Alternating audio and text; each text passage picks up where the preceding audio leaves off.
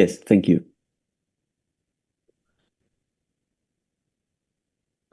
Okay, I'm going to talk about late presenting traumatic radial head dislocation.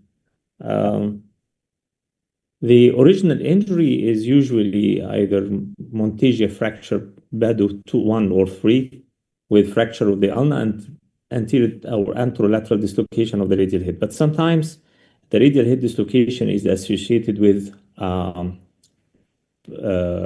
plastic deformation of the ulna or fracture of the olecranon. And these fractures represent about 1 to 2% of all forearm fractures. When this dislocation and the fracture of the forearm is presenting over 4 weeks of injury, it is called the chronic Monteggia, missed Monteggia, neglected Monteggia, or late presenting Monteggia. But I'm suggesting to call it late presenting traumatic radial head dislocation, not to accuse anyone for missing or negligence. And also, it address all variants that may produce fracture of the ulna and dislocation of the radial head, and not just the Monteggia fracture dislocation. It is a classic example of lesion that does not remodel with time. Normally, if we draw a line along the axis of the radial neck, it should pass through the center of the capitulum in either the anterolateral, the anteroposterior view or the lateral view.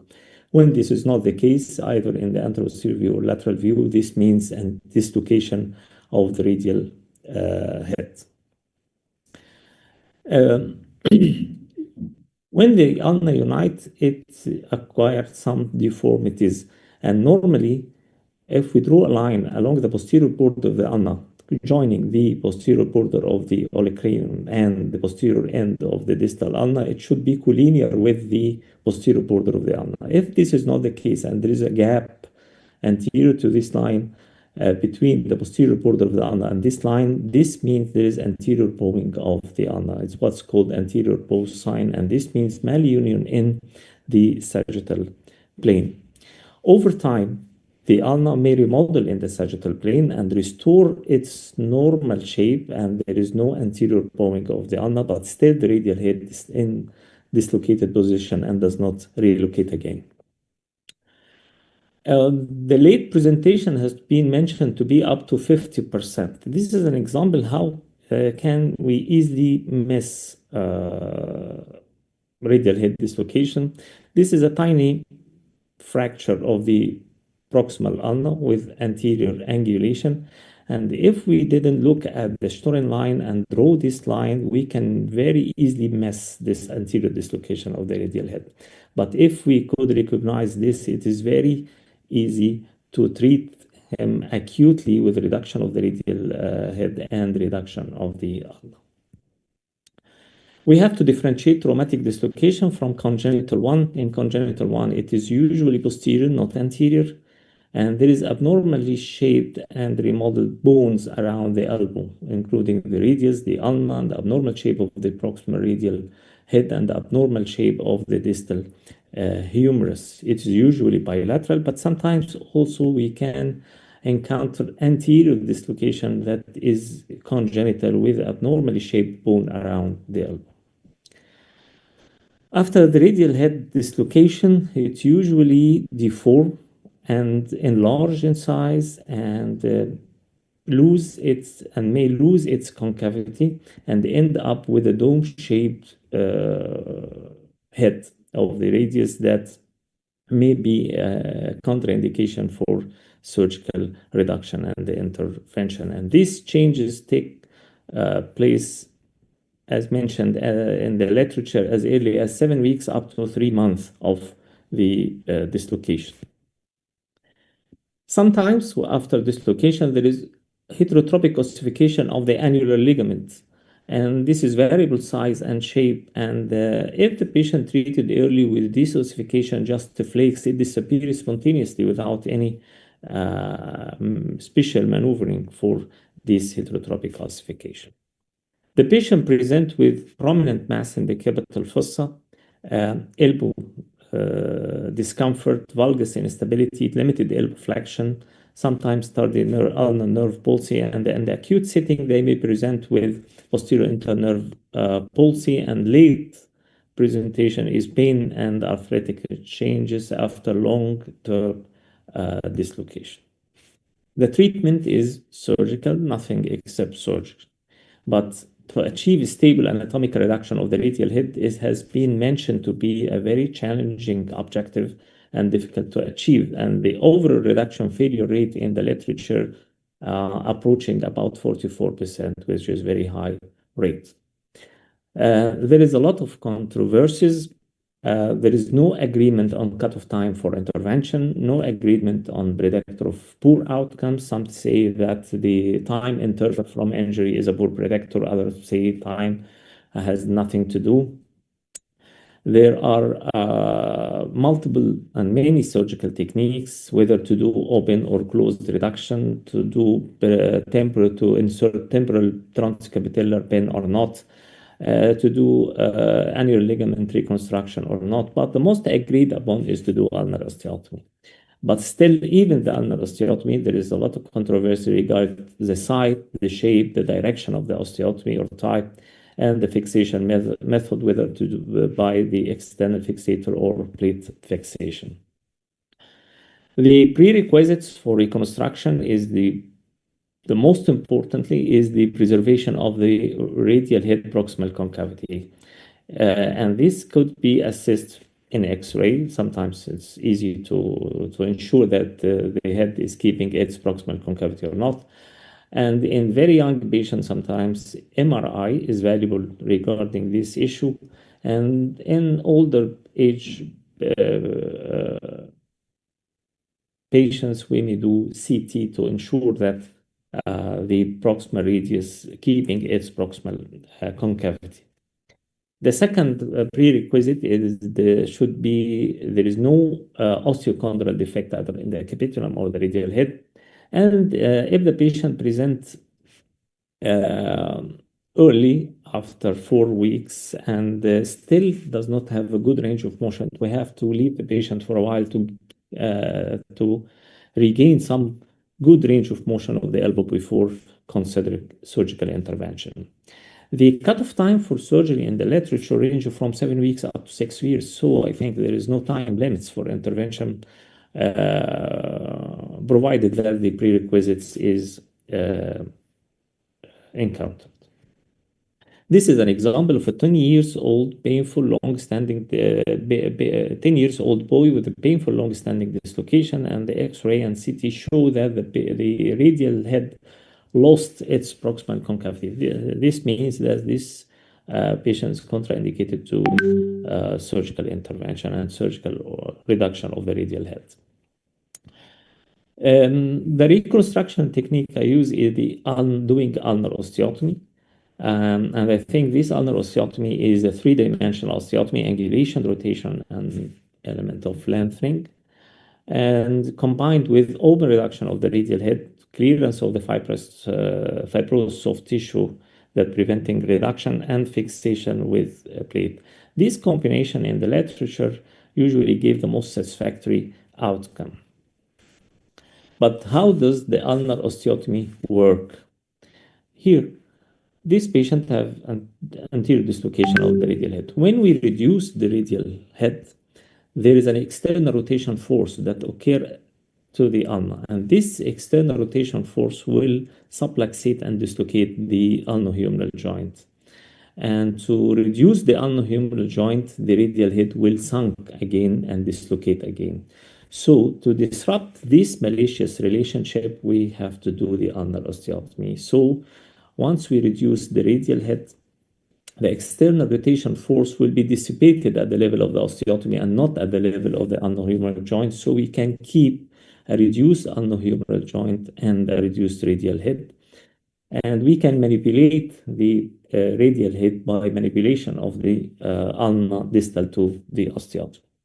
I use a point approach and clear all the fibrous tissue posterior to the radial head and preventing reduction, and the clearance of the fibrous tissue on the radial notch of the ulna. And sometimes I have to pin temporarily pin the ulnohumeral joint to ensure reduction, and then reducing the radial head. At that time, the osteotomy will settle in the ideal position that keeps stability of the radial head, and also ensuring that the ulnohumeral joint is in place. And usually this position is some external rotation at the level of the osteotomy site. By the end of surgery, we have to achieve stable, reduced ulnohumeral joint and radiohumeral joints, inflection, extension, supination, pronation, and even if we try to push and redislocate, the radial head is stable and resistant to dislocation. This is the ideal position by the end of surgery. This is an example of 12 years old boy, 3 years late dislocation, preservation of the proximal radial concavity. This after the osteotomy. The osteotomy may be done transverse, maybe oblique. I prefer now to do it in oblique fashion. And the yellow lines describe how is the amount of external rotation needed at the level of the osteotomy to maintain stability of the radial head after healing, and the patient regained almost full range of motion with mild limitation of pronation. Another boy, 5 years old, with 3-month long-standing dislocation of the radial head, and after surgery, the ulna rapidly remodeled after healing and after removal of the plate with almost full range of motion after surgery. This is a 3-year-old boy with 6-month post-injury. He has a malunited olecranon, very proximal ulnar fracture with anterior dislocation of the radial head. And I did an osteotomy at the level of the coronoid. But at this level of fracture of the ulna and dislocation of the radial head, we don't need any external rotation. It's just flexion osteotomy to reduce the radial head. This is the exception for doing external rotation at the level of the osteotomy. This is a 10-year-old boy with acute Monteggia fracture. He has been fixed with intramedullary wire, but the radial head dislocation didn't recognize. The same surgeon did reconstruction to reduce the radial head by doing flexion osteotomy of the ulna and annular ligament reconstruction, but still he failed to reduce the radial head. He presented to me 6 months post-injury with enlargement of the radial head and dislocation. And for him, I did the same technique.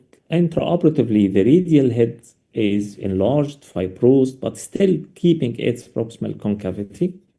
And once it is reduced, the ulnohumeral joint subluxate and all the ulna externally rotate at the level of the ulnohumeral joints.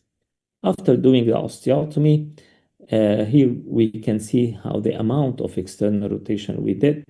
And after reduction and fixation of the ulna, the radial head is very stable in place and resistant to dislocation. And this is how it ends up with reduced stable radial head with very good improvement and regaining of range of motion with mild limitation of internal rotation. Our cohort includes 20 patients with the mean age at surgery 7 years and late presentation ranging from 4 weeks to 6 years with a mean follow-up of about 1 year. We have 100% maintained reduction of the radial head and significant improvement of the range of motion of the forearm after surgery. To take home message, we have to keep an eye on the normal alignment of the radial head. Reduction is mandatory so long the radial head is keeping its normal proximal concavity. Ulnar osteotomy is a keystone for reduction, but it is not just a flexion osteotomy, it's a flexion external rotation osteotomy. We have to end with reduced stable ulnohumeral and radiohumeral angulation. And of course, proper surgical technique achieves stable, maintain the radial head reduction and improve range of motion. The incorporation of external rotation into the ulnar osteotomy address a common but often unaddressed intraoperative finding. And I think understanding and controlling this osteotomy position can facilitate stable radial head reduction and reduce intraoperative difficulties. Thank you.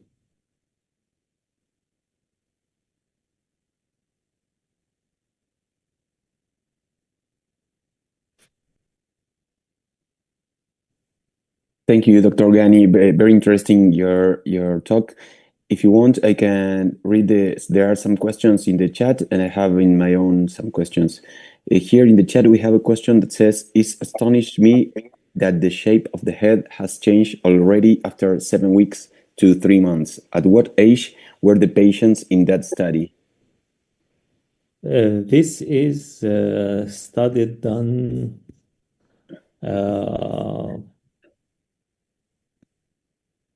there are studies by Wang in 2024 and another one by Kim et al. In 22. This has been mentioned that this deformation of the radial head occurs so early after dislocation. Yeah, it's interesting, as the other doctor says, that so early the head deformity was present. Yes. I have another question. You talk about this rotation osteotomy. How frequent you do? In general, we do just the elongation and the oblique osteotomy. Not oblique, it's just transversal, but when you open the osteotomy, it becomes like a wedge, like an opening wedge. In what amount of patients you do the rotation too?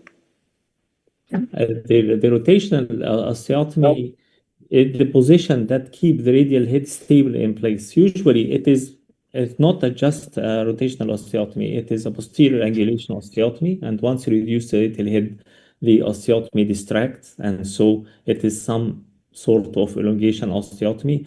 But when you know that you have to do some external rotation, this facilitates a lot of struggling to search for a position that keeps the radial head in place. And because of the external rotation force, when you reduce the radial head and reduce the ulnar humeral joint, automatically the ulnar osteotomy will rotate externally in addition to flexion. So it set itself in place, but just an observation that there is some element of external rotation, not just a flexion osteotomy. Great, thank you. And related to that, how frequent or what is the average that you do open reduction of the radial head? Because some papers says that first you do the ulna osteotomy and elongation with that kind of wedge, and sometimes that obviously the osteotomy is open, but maybe the radial head you reduce it in a closed way because the elongation of the ulna with the osteotomy can make that the radial head go back to its place. How frequent you do open reduction, or do you try this close reduction first or not? I didn't try to close the reduction because usually most of the cases present so late. But after doing open reduction and see how the amount of fibrosis present and how the amount of the fibrosis and the adhesions on the radial notch of the ulna, you recognize that closed reduction does not very predictable for a good outcome because you have to clean this radial notch on the ulna. Usually it is full of fibrosis and very adherent and couldn't be removed by the closed method. So you have to clean it properly. In long-standing cases, there is a very tough soft tissue behind the radial head preventing its reduction. Very tough soft tissue. So I didn't try close reduction, but I didn't find in the literature anything that close reduction achieved satisfactory results in all the cases. Okay, thank you. We have an interesting question in the chat. it says that the osteotomy rules described here works with anterior dislocation. That is the most frequent. But what about other directions? How do you manage the orientation of the osteotomy? I didn't encounter a traumatic posterior dislocation of the radial head. It is usually mentioned to be anterior or anterolateral, and in some either BADO type 1 or BADO type 3. In both cases, posterior angulation and rotation is required, but in anterolateral dislocation, some angulation on the opposite direction of the ulna is required in the coronal plane. But all this, you are not planning exactly the shape of the osteotomy. You have to keep in mind to reduce the radial head, reduce the ulnohumeral joint, and look how the osteotomy looks. And then exaggerate slightly the amount of angulation to maintain the reduction of the radial head. Thank you.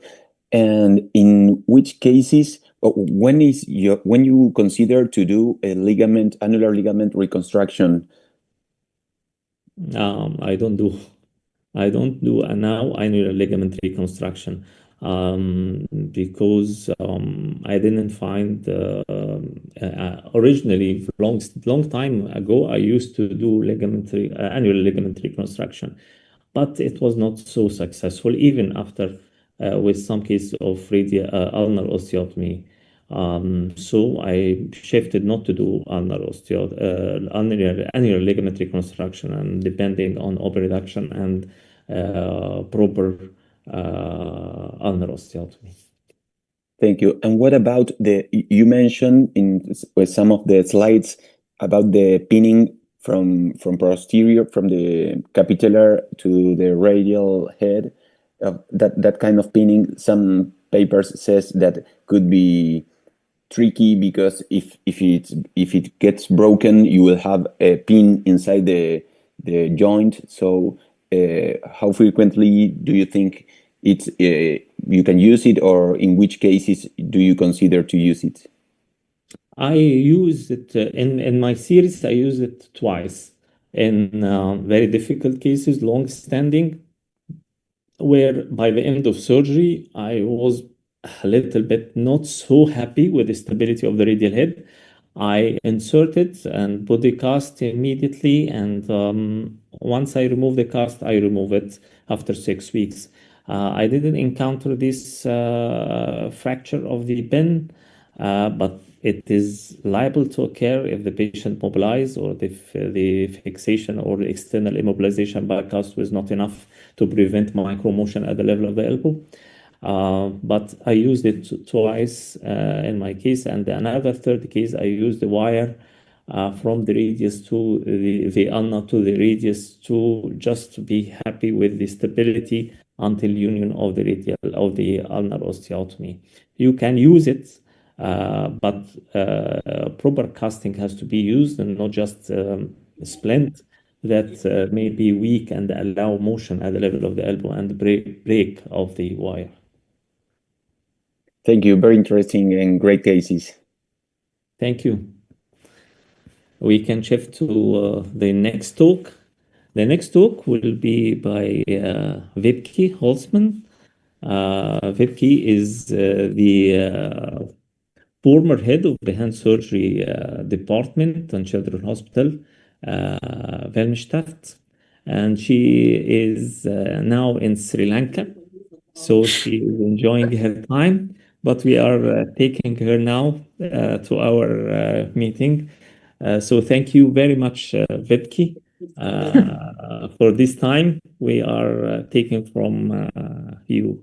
You can start your talk. She will talk about pollicisation and the new modifications and comparison with the original Buck-Gramcko technique.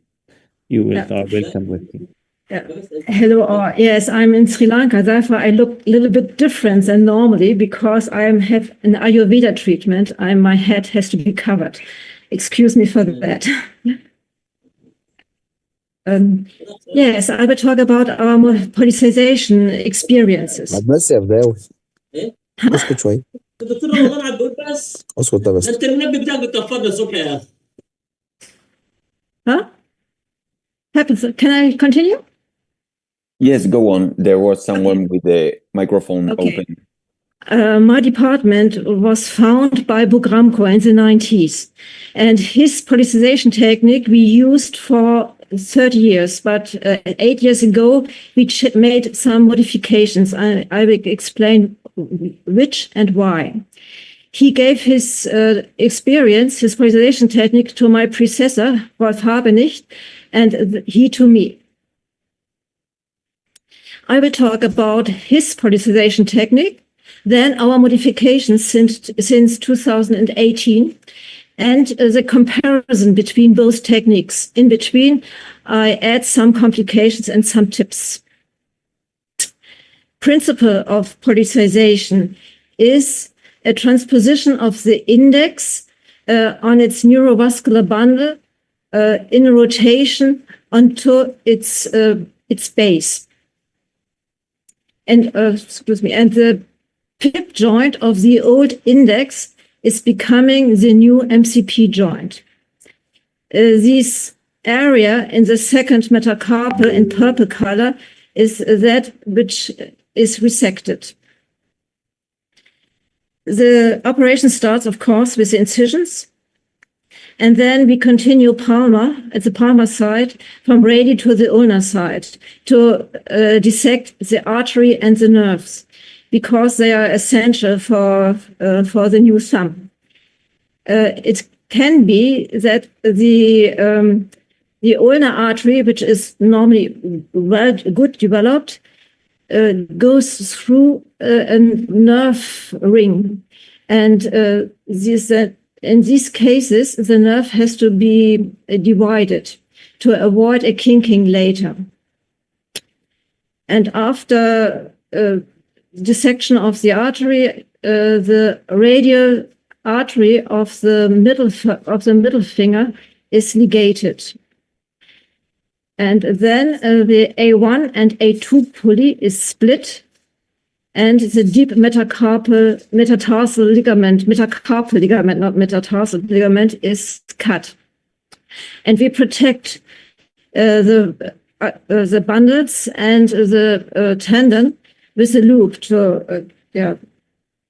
Then we continue at the dorsal aspect.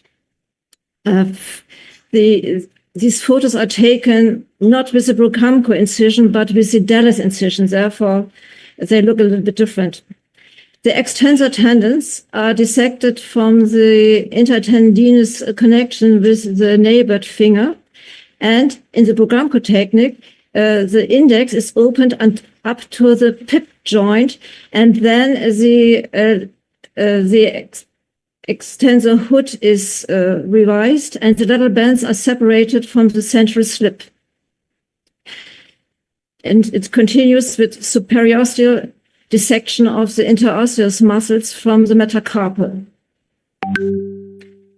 The skeleton is shortened. The middle part of the second metacarpal is resected. The proximal osteotomy is an oblique one, because oblique to the radial and palmar side, because it helps to put the new thumb into the correct opposition. And distally, the bone is cut in the physis, and the physis is destroyed. Then, after resection of this middle part of the metacarpal, the head is put in a hyperextension. The MCP joint is put in hyperextension to avoid hyperextension in the new CMC joint. And they are sutured in this position with PDS sutures.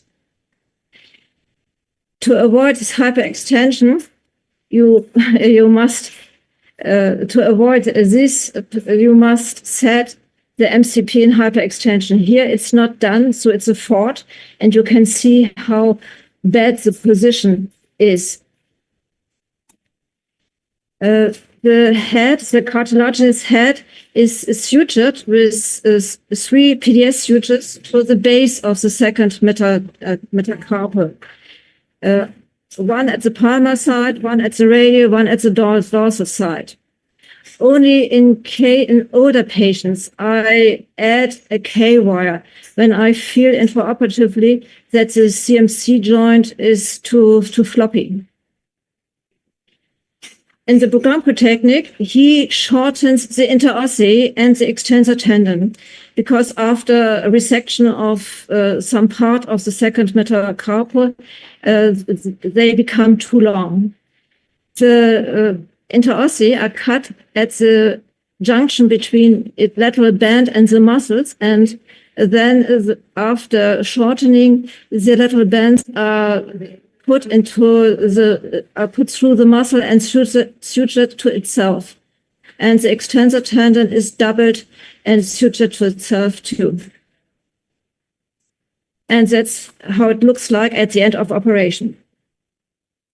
Post-op care was 3 weeks of elastic bandage day and night, and 3 weeks at night in addition.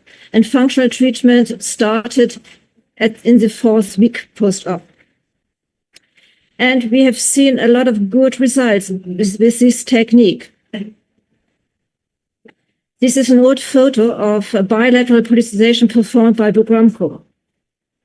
It's convincing, I think. But repeatedly, I saw these hands, also a very narrow first web, and that was, and when I operated on them to widen the first web, I found a lot of scars subcutaneously, and the interossei embedded in the scar tissue. At that time, I heard about the technique propagated by Menon and Al-Khattan, and they suggested not to cut the interossei, not to shorten them. And that was one of the changes since 2018 in our department. Here, the muscles are left in situ. Only to enable them to glide down, I had to free them from the metacarpal capsule, from the collateral bands. The second change was were the Texas incisions. Because they should create a better first web, a wider first web. And the third, and that is, that functions very well. You see at the right side the good width of the first web. And the third change was the post-op care. In the first week, we do the same, and then we add a small plaster of Paris and leave this until we see them again after 5 weeks. And when after 5 weeks, we are not content with the width and the scars, as in this boy, we very often use a thermoplastic splint at night for 3 or 6 months, because with that, at this time, we can widen the web again if scars are starting to contract, and also the scars benefits from this. The reason for this change of the post-operative care was this. Before, we taught the parents to do the bandage changes by themselves every 4th day.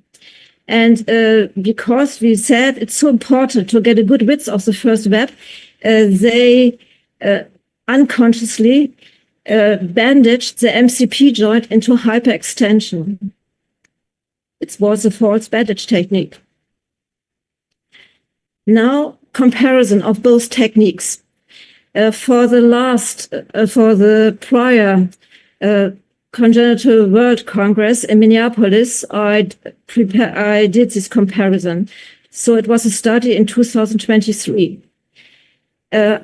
Included were only patients with hand plate affected, follow-up more than 6 months post-op, and we looked for aspect function and gave the parents a question about appearance and everyday use. The two groups were of equal size, 37, 34 hands. The age was different. The follow-up and the age The follow-up was 2 years in the new group and 7 years in the old group. And for the same reason, because at that time we started 4 years before, age at follow-up was 5 years in the new group and 10 years in the old group. So they were not completely comparable. Results. Almost all were stable. None was unstable in both groups. We examined the active mobility of the CMC joint using the Likert scale proposed by Zlotow. This is a good method to measure active mobility also in smaller children. And these are the results. They were good and excellent in both groups. But you have to keep in mind that the age of the new group was much younger than in the old group, and so the cooperation was much better in the old group. The overall opposition, we looked using the Kaplanji score. And in the Kaplanji score, the new group, Texas Menon technique, almost all of them had reached a Kaplanji of between 6 and 10, and that means they reached the little finger, and that very early. The fine motor skills we tested with the sticker test, which our Norwegian colleagues demonstrated to be the easiest and best way to research the skills. And here also the new group, they very quickly developed a good fine function. Nearly every child could do that in both groups. The passive width of the first web we measured using a cylinder. And that was also nice in both groups, but especially in the Texas Menon group, and that in the small hands. Appearance and function. For that, we gave the caregivers a questionnaire and asked them to use this VAS scale. And these are the results. Looks like a thumb, works like a thumb. How often does a child use the thumb to pinch? Also the daily use. And both, the judgment is equal for both groups. Surprisingly, we also took X-rays, and the surprise of this research was that the new CMC joint showed a subluxation in some patients after Buck-Gramcko technique. These children were around 10 to 12 years old at the research. Shifting of the new CMC joint in 10 of 34 and a subluxation in further 6 patients. So shifting of the CMC joint we had in half of the patients at the age of around 10 to 12. But they didn't complain because the fine motor skills were not affected by this. Was also not so nice appearance with these protuberance. So the preliminary results of this comparison is that the functional results after Texas Menon are at least equal to the Buck-Gramcko technique. Our impression is that we have good results sooner after the Texas Menon technique. And the benefit of the new technique is a reduced operation time. Up to now, we are pleased by the outcome of the after the technical changes, and so my followers, they continue with this. Hisham asked me to show results. Now coming 3 patients.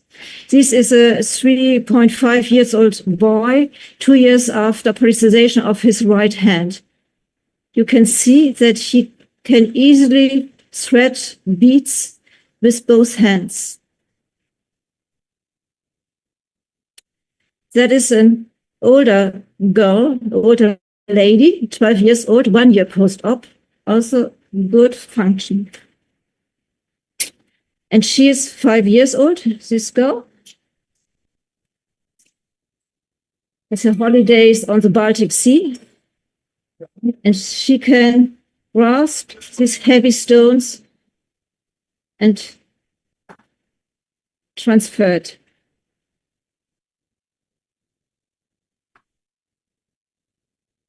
Thank you.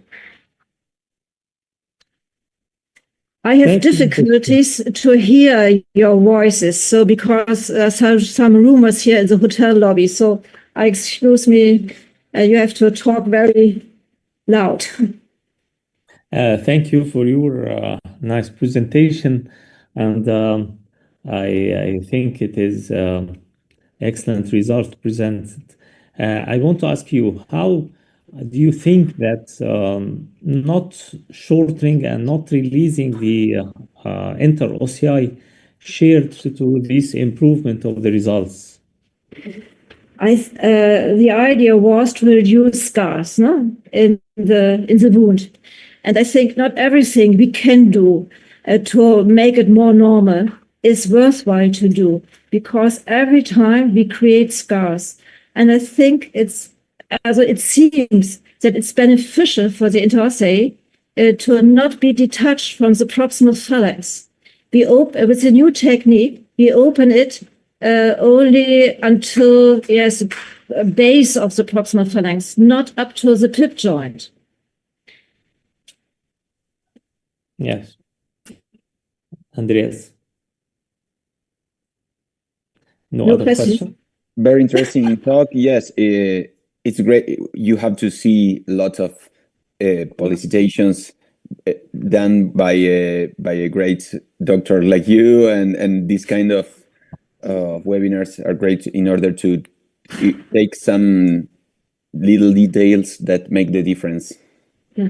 Oh, here we have a question in the chat. He should beg me to show results. I can also show bad results. We also have bad results or complications, no? But then in 20 minutes it was, yeah. So not every hand looks like that. Yes, Dr. Raja is telling you that he will not cut the inter-OCI in his next pollicization, in his comments. Okay, we can shift now to the last meeting, the last talk. Yeah. Yes, now I would like to present. I would like to present Dr. Raja Sabapathy. He is the chairman of the Division of Plastic Surgery and Surgery and Reconstructive Surgery and Burns, Ganga Hospital, Coimbatore, India. He also the president of the IFISH, and he hosted a very nice, fruitful World Congress of Congenital Malformation of the Hand in the last month in Ganga Hospital. I would like to welcome you. He will talk about macrodactyly, challenges in reconstruction of macrodactyly. You are welcome. You can start. Yeah, thank you so much, Hisham, for the opportunity. And we had a great time with all the people who are interested in congenital hands last week in Coimbatore. So macrodactyly, we are very interested because we are presented with quite a number of cases, and they cover a big spectrum. For example, on the far left, upper left, you find just one finger, part of the hand involved. To the boy whom you see, where we think is the person who has got the largest hand in the world, who has ever been reported. The hand itself was, for an 8-year-old boy, it was 1 foot. The hand was of that much size. You see, it's almost covering the thigh. But the title is very good because the title is Challenges in Reconstruction of Macrodactyly. I fully agree with that. We have a lot of challenges. There's Adrian Flatt, who made a lovely book on congenital hands. He said, Macrodactyly can dwarf the giants of hand surgery. There are quite a lot of reasons for it, because parents have got a very unrealistic expectation. I won't say unrealistic, but then they all really want the child to be well. And it is extremely difficult for us to match their expectation. So whenever I have a child, I spend a lot of time with them. You talk to the parents and talk to them very well. You understand what bothers them. explain clearly what you can do and what it entails. And you have to tell them it will be of multiple stages. And if by chance, our capability matches their expectation, then it is good. For example, here's a child who has got a severe macrodactyly of the ring and the middle finger, has also got a syndactyly. I think it's quite a challenging experience. And most of the people said, definitely all of us suggest amputation and later some sort of toe transfer or reconstruction. But then some parents don't agree. I think that's the radiology. So I took a lot of time and explained to the mother everything. And then at the end of the an hour, she said, I explained to her what it would look like. And then she said, oh my God, do you mean to say that in the end of it all, my child's hand will look like this? My God, I can't accept it. And then went back. So it's okay. And later on, she corresponded many times. And 1 year later, they came back. And again, we talked and they agreed as to what we could do. We did that in stages. So quite a few stages we did. And then at the end of it, at the end of 8 years, I think 7 surgeries we had. At the end of it, we got to a hand like this. But then if you really compare with where we started, I think it's really good. And they are extremely happy. And the most important thing is that the hand that you reconstruct must not affect the function of the existing fingers. So I think that's what she did really well, and they were very happy. And they posted this picture, the girl who was studying the first, and said, no, but for it, no, she couldn't have gone in this cultural program. And there's the family, and the child is one of the happiest patients and family, and we have a great relationship. So what we need to do is many things. The important thing is we must achieve primary wound healing in macrodactyly surgery. I think that's very important because there's so much of fat is there. The inherent problem is that when you see or when you dissect, you will find that the fat, there'll be a lot of fat, the tendons might be big, the bone will be big, but then you find the distal arteries are mostly of the same size of the normal arteries. So I should think that the tissues are relatively underperfused, causing difficulties. And sometimes they have keloid tendencies also in our skin color. So healing problems will be there. So one of the things I would suggest is you should do it in stages and do not overdo. I think that's what is the important thing. And raising flaps, you should be very, very careful. When you dissect, you just straight go down to the bone, you excise tissues and try to close and not raise too much of flaps. But then when you have a smaller cases like this, that means now you have to be more careful. Here you find it's almost like a nerve oriented. You find that the growth is asymmetrical. Is the ulnar side of the index and the radial side of the middle finger are more affected, so causing this deviation. But then you will find in the patient has got a good PAP joint flexion. He has got good PAP joint flexion. So whatever you do, you must not affect the PAP joint flexion. I think that's the most important thing that you have in mind. So we started reducing the size. We do it in stages. One of the important thing is I find that during the first surgery, the patient must be happy with the outcome. I think you must show a definitive improvement in the size or the shape or this thing, so the parents are happy, so that they come back for the next stage. Then what we do, I think this is one of the things, the techniques we have practiced ourselves. This I took it from a lot of other things and then modified it. The most important thing what patients like is that you should have the nail part of it must be of the normal size or it will be a smaller size.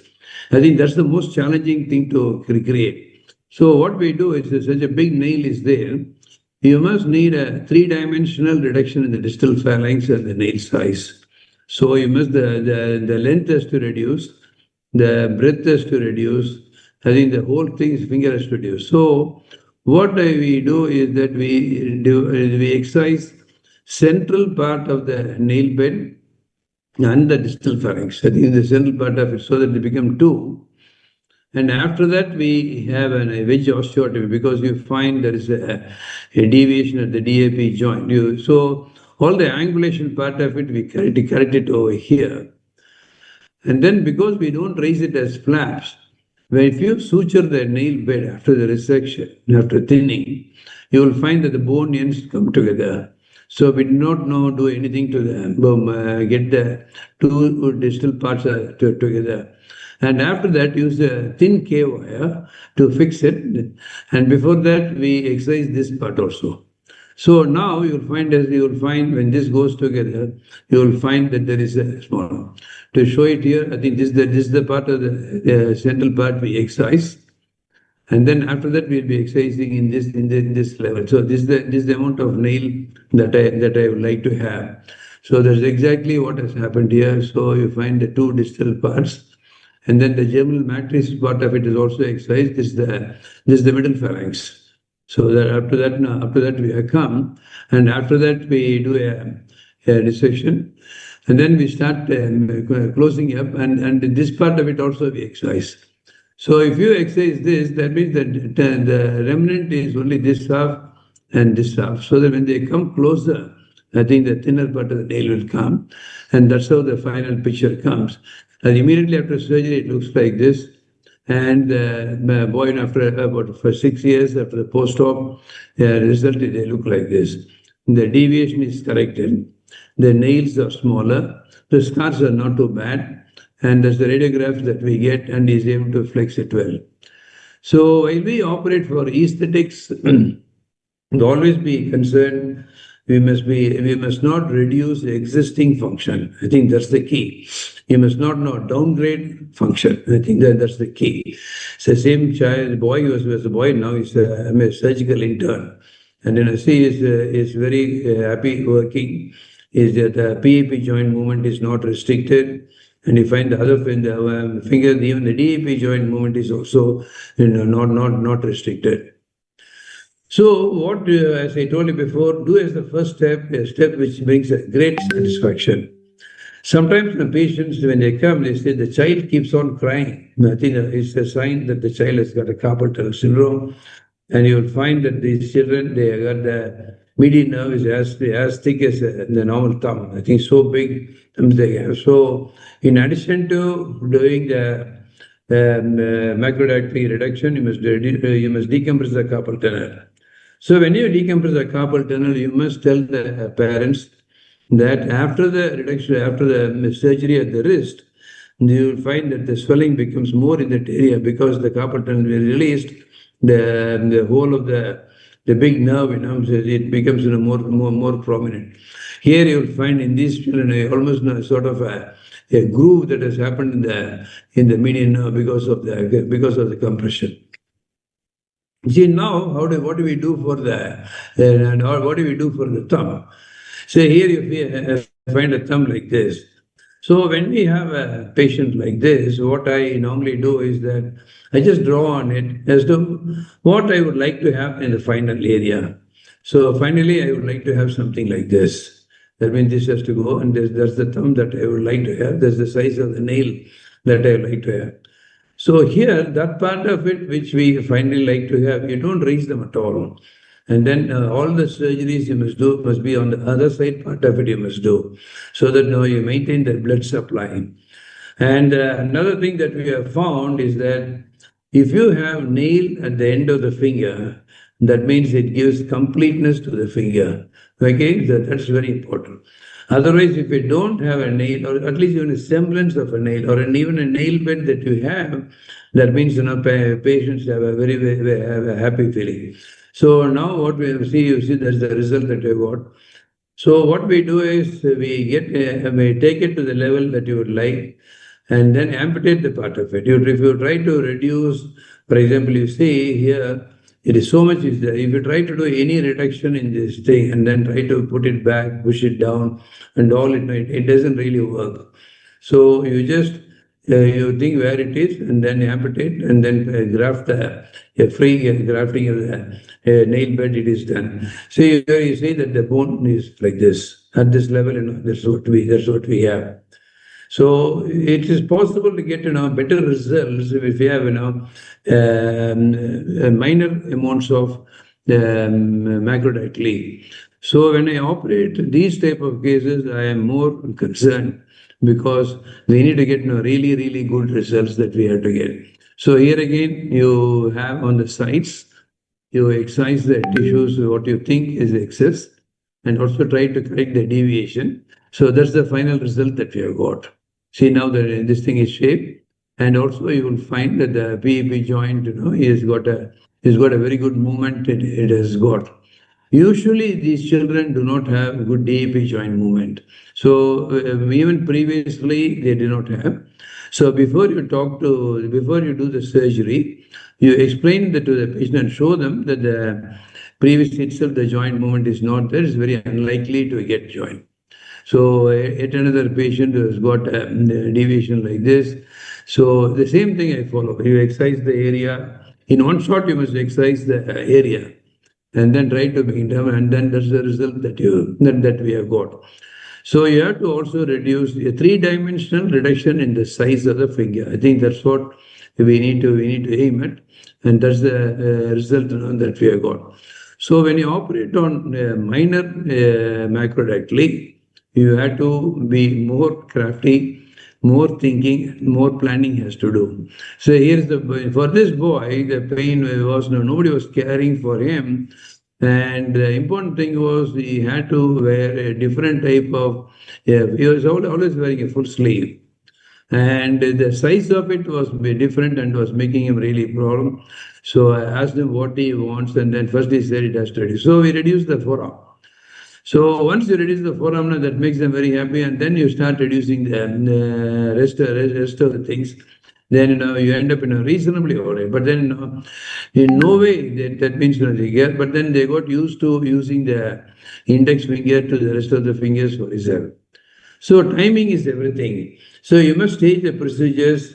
When do you do the next procedure after the first procedure? There is no definite timeline for this. But then you must take the procedures when all induration has subsided from the previous surgery. That means the wound healing is better. And then you also will be able to go for the next stage of physiotherapy much better. Now we'll come back to with one case I'll explain as to what we can do. So here you've got a syndactyly, rehabilitation leads to a small palm. That is what stated. He doesn't want a reduction in the palm. And first thing we tell them is re-amputation or amputation of the two fingers. And the next thing we tell them is we will do amputation and then do a toe transfer. I think both of them, if they don't agree, and then they say if they got it, then they do. Some of these patients have talked to the previous patients and then they say, okay, we'll do that. So getting the nail, I think, how do we get the nail? So we first take the nail bed as a graft. I think we take it off from this. And then we amputate the finger at the level what you think should go, and we close it. And now we need to put this nail bed as a graft. So we choose the area where the nail bed has to come. I think we choose the area where the nail bed has to come. Normally, all of us know that the nail bed rests on the distal phalanx, on the bone. Then only it will have a sort of stability. But here, the bone is too far down. There's so much of fat over here. So if you put on the fat, the nail bed will not take. So what we do is now we de-epithelialize the area where the nail bed has to go.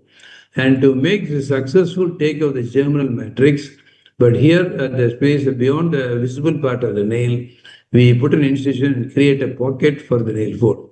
See, this is the area which will be de-epithelialized in the nail bed, and then a small incision is made and a pocket is created.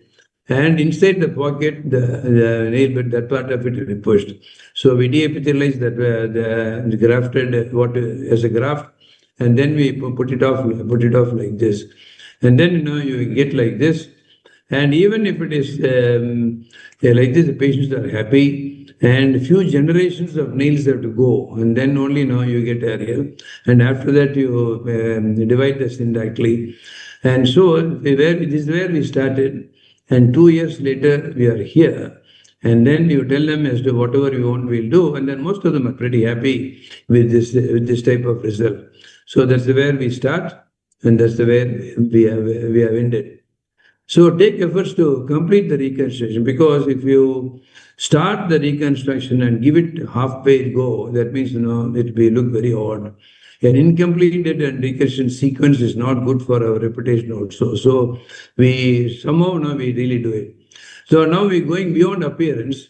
Here we suggested a rehabilitation for the index finger, which the patient also agreed. But then we found that the thumb is very outwardly deviated and is no way touching the middle fingers. So you re-amputate the index finger, but if the thumb is functionless, then it's not good. So what we thought was we should use the flexors of the index finger on the extensors of the index finger which are amputating, so that we power the thumb. So amputated it and used the flexors to augment the thumb.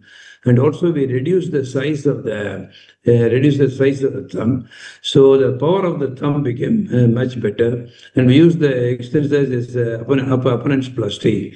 So that then means you could do something. So you find in this child where we started, it looks almost like a normal hand, as if the child has gone for a trauma.